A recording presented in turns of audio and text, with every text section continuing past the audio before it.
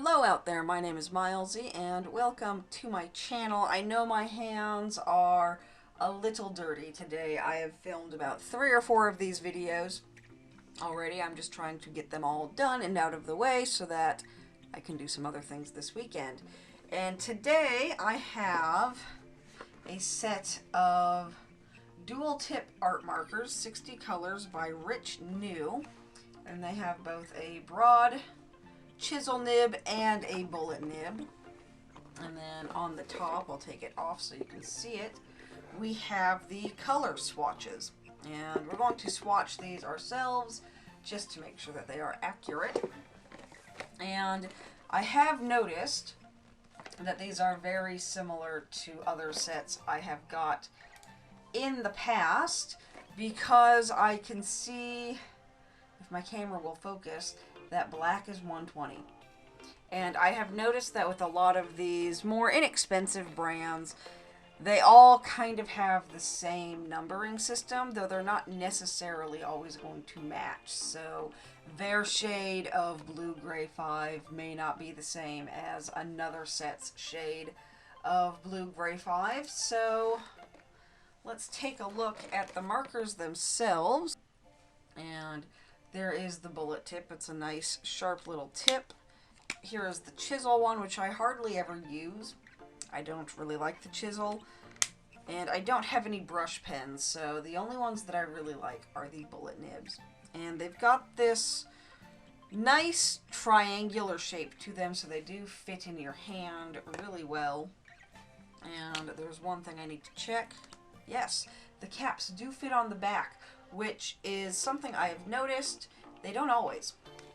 They don't always, so you wind up having to make really good sure that you don't lose your cap. So they come in this really sturdy cardboard box, and it looks like the inside kind of wants to come out, but it doesn't really seem to. It looks like here they are blendable, vibrant, alcohol-based. What's it say on the back? Not much. Okay, so interesting. Let's go ahead and start swatching these. So the first thing I noticed is that these were very wet and they had a lot of bloom, which is not necessarily ideal when you're using this in a sketchbook, which is what I was doing. I've been swatching them in sketchbooks just to keep everything in the same place. You are seeing these videos a little out of order. The other thing I noticed, though, is that they all had really nice desaturated earthy tones. There were only a couple of really vibrant colors on here, and you'll see a few times where I will kind of briefly show the cap where the color really doesn't match the cap often. These really inexpensive brands will do that. They will use the same number system and more or less the same colors, but they're not the same as the other brands that are using those same numbers and colors. But that's why it's always a really good idea to swatch these. I did notice that even on the sketchbook paper, they did blend and layer really well, though, so I had a lot of really high hopes for using these.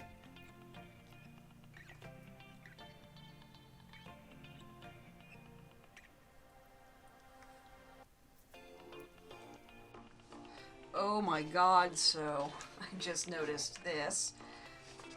The swatch page, there's the next page, there's the next page.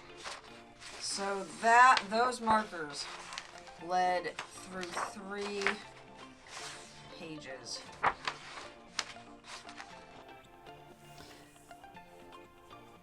So I'm doing my sketch here, and I decided, since I was starting off my new sketchbook challenge, which this is not that sketchbook, that I would use these markers in them, even though I didn't think that they'd be very good in a sketchbook. But I wanted to use them on this character because I liked the really desaturated earthy tones, and I thought that would look really good on this fox character that I was drawing. But we'll talk about that more in a little bit. The drawing itself, I'm not used to using pencil and paper. I've been doing my sketches digitally for about 10 years. I very rarely sketch with a pencil, so I've been trying to get used to that, and what it wound up doing was that his head was just way too big for his body, so I had to keep making his body bigger and bigger and bigger. And initially my idea was that he and a little friend were scared of this bug that they were seeing, but I thought that the friend made it a little too cluttered and busy, so I took that character out pretty quickly and changed it up to where instead of being scared or frightened by the bug, he's offering it a little flower, and it was kind of like this little praying mantis bug. I didn't have a lot of room to do the detail on this sketch paper, and then I tried to transfer it on the with the image with the light board into the new sketchbook, but that just never worked, so I don't think I'm going to be filming that process much anymore. And with this one, I don't know how many speed paints have gone up, speed arts have gone up onto this channel yet, so I'm just going to explain really quickly what I'm doing. This is a kneadable eraser, and I use that to pick up any extra graphite that's on the page. I want the lines to be really faint and just barely visible, because I don't ink with a pen or with a fine liner. I ink, quote unquote, with a pencil. So I had to make sure that the pencil wouldn't smudge. Also, I forgot immediately that the markers bled, so I had to put another sheet underneath there. But I film these very out of order, also, is another thing. I get these packages in pretty large quantities. Sometimes I'll get 3 or 4 things in a day, so I will film all of the intros at once and then go back and film the art with what I got later on. And I decided to put this in my sketchbook because I needed to do something. It was the first day I was doing this challenge, so I decided to put it in my sketchbook, and then I realized that I had used these new markers, so I needed to make a speed paint out of them for this review, because I didn't want to be doing 2 first impressions with this, basically. So a lot of these sketchbook drawings aren't necessarily going to be really big videos like this one, but because I used the new markers on this, that's just how it worked out.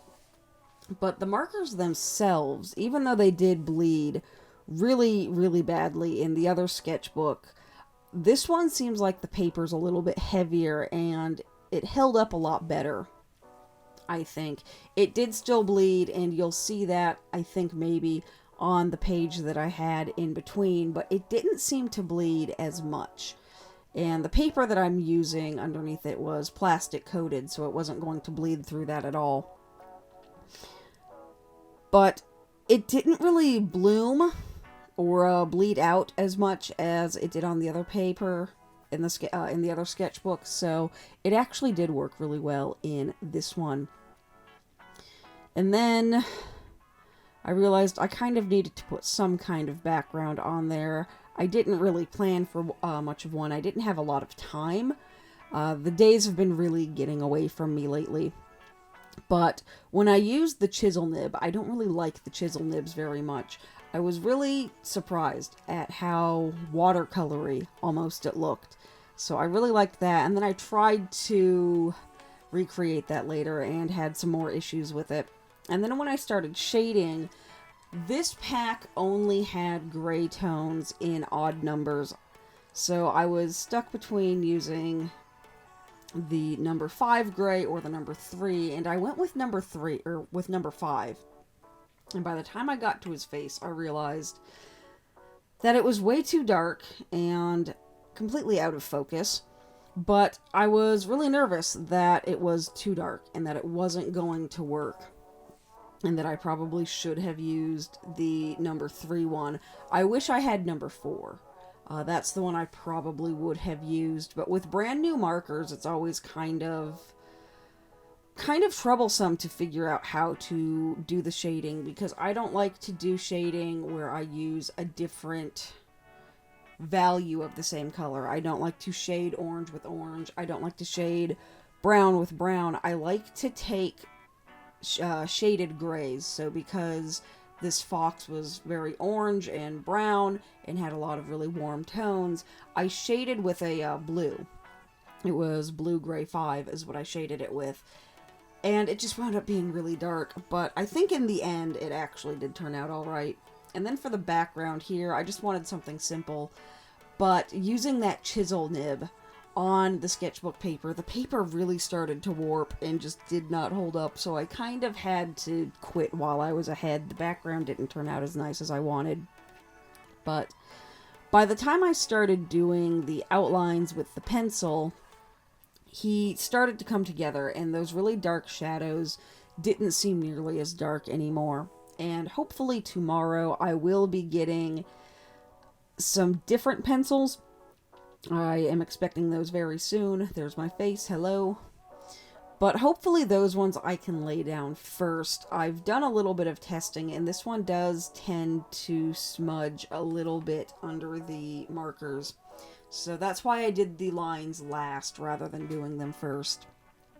But I do prefer to do them first. I just also prefer to have really nice crisp lines. And the reason why I use a pencil, I don't know if I've talked about this before, but I will mention it again, is that the lines just seem more fluid and more consistent when I am able to sketch my lines rather than trying to use a pen, which has a very hard edge even when you sketch it, and it can look really fuzzy in the wrong way. Or if it doesn't get fuzzy, it can just be really uneven and really janky. I have a lot more control over the pencils than I do with the fine liners, so I don't use those too much. But he did turn out really well in the end. I was very pleased with him. His hands turned out kind of janky just because I'm really not used to not having some of the tools. I think, though, this will be the last time I try to at least film the lightboard process. Though going forward, I may be doing some of these sketches. My video camera cord kept getting in the way. I might be doing some of these sketches on my iPad and then printing them out and transferring them into the sketchbook. But the reason why you guys are getting kind of a long video for the first sketchbook piece is I didn't want to do 2 videos with the same art, and I didn't want to do 2 quote-unquote first impressions, so this is kind of 2 videos in one. But I'm really happy with how he turned out. I'm really hoping this sketchbook project goes well and that everything works out, but I think I'm fairly confident that I will be able to do it and do maybe not good drawings, but do consistent everyday drawings. But thank you guys so much for watching. Thank you for liking, commenting, subscribing, all that fun stuff. If you liked this video, give it a share, and I will see you guys next time. Bye!